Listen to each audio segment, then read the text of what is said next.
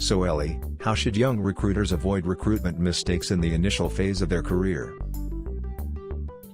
Well, it's an operational risk, isn't it? It's a reputational risk. I always think of candidates as being future clients or future CEOs, future leaders.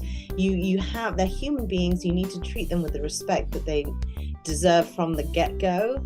At the same time, if you're hasty and you solve the problem too quickly and knee-jerk hire somebody, often without due course and due diligence and without taking intelligent steps towards actually hiring the right person for the job, not necessarily the best person, the top 5%. That is, I think, misleading because A, they'll be expensive, B, they have other opportunities, so they're going to be picky, they're going to be difficult. Like, you can get prima donnas, and if you get some, like, I'm always one to go for people who really, really want the job.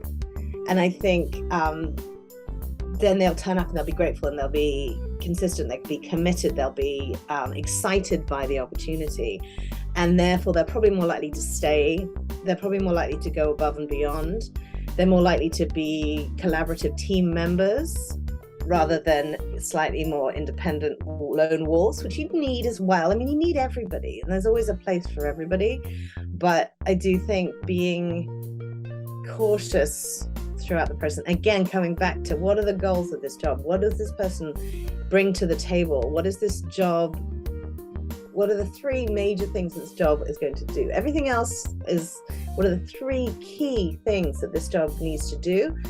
Focus on that, and then make sure that the person who's interviewing is really clear about those three goals. And it starts with the job description, it starts with the interview with the recruiter, it starts with really clarifying what those three goals are so that everybody's on the same page, and you go forward and you start the day. And the amount of candidates I speak to who are like, oh yeah, it didn't work out, we just had mismatched expectations on what this role was, the role was sold to me like this and actually in reality it was like that.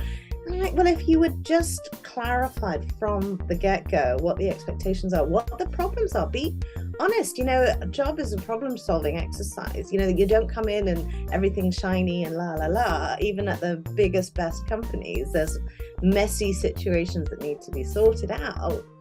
And if that person isn't scared by the challenge, isn't scared by the mess, and sees that as an opportunity of like, yay, I can do these three things, I can make that, and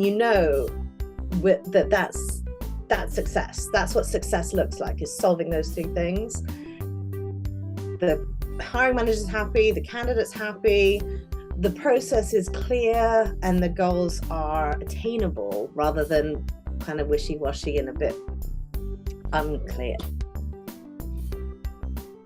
All great points, Ellie. Thanks for sharing.